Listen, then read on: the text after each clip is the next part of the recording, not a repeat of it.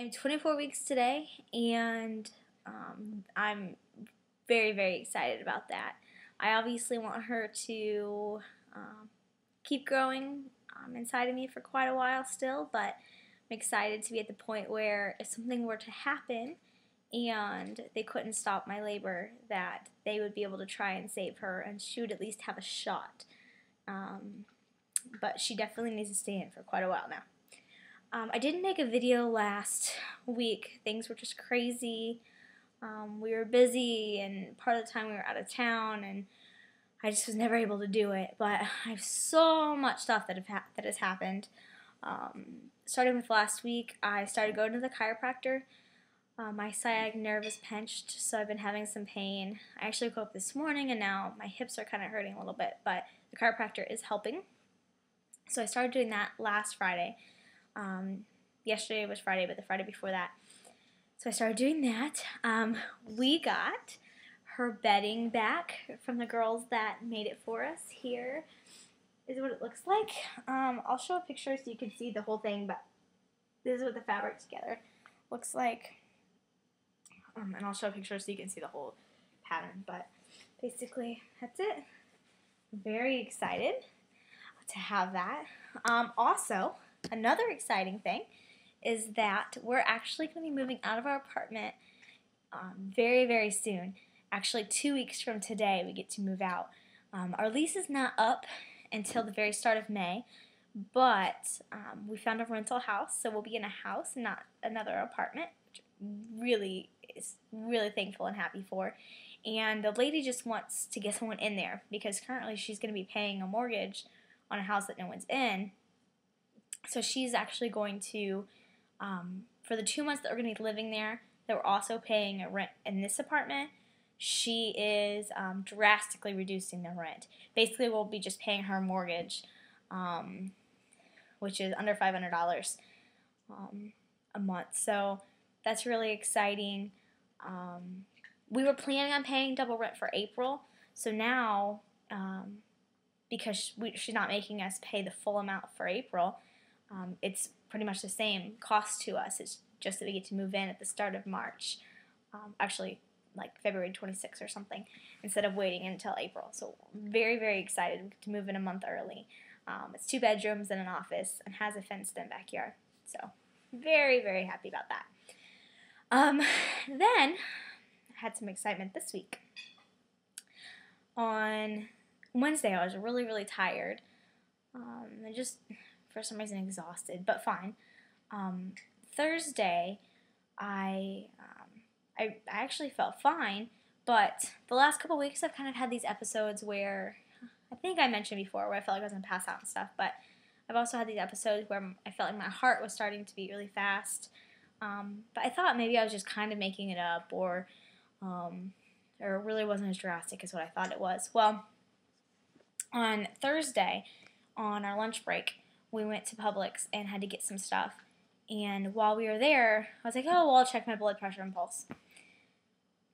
Well, when I checked it, it said my blood pressure was 97/58, which is decently below the 120/80. And then my pulse was 141. So when I got back to the office, I called the OB just because I know it's not supposed to get over 140 even if you're exercising while you're pregnant. So for me to have just been like in Publix, for it to be that high. So I called and she said, well, you know, those things can be off. Mostly just kind of use them as a diagnostic tool, but I want you to come in, I want you to come in now. So I went to the office, or went to the OB office, and they took my pulse there. It was 123, which she said it wasn't necessarily all that bad, but considering all I was doing was sitting there, and she said it adds about 10 beats per minute when you're actually up moving. So she said it meant that when I was moving, my heart rate was way too fast. So she was trying to get a hold of the on-call doctor, but she was in a C-section.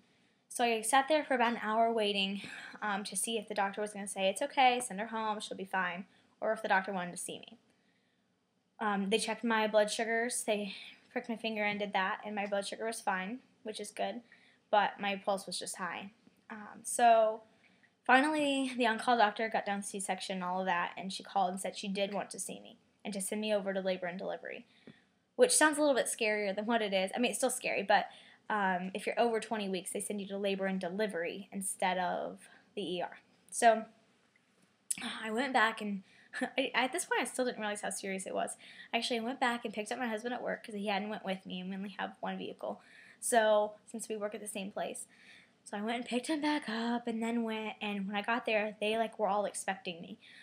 When I came to the front desk, I immediately just said, I'm not really sure if I'm at the right place. And she was like, oh, yes, you are. And she knew who I was. And then all the nurses back there, they already had a room for me and everything. I thought I was going to be like in an exam room. This was like actual hospital room. So we get there, and like I was like fully admitted. I had a bracelet and everything. And I was laying down, and as soon as she hooked up the monitors for the baby, and then also had my heart rate monitor on my finger, the alarm started going off because my heart rate was the same as the baby's. My heart rate was 150.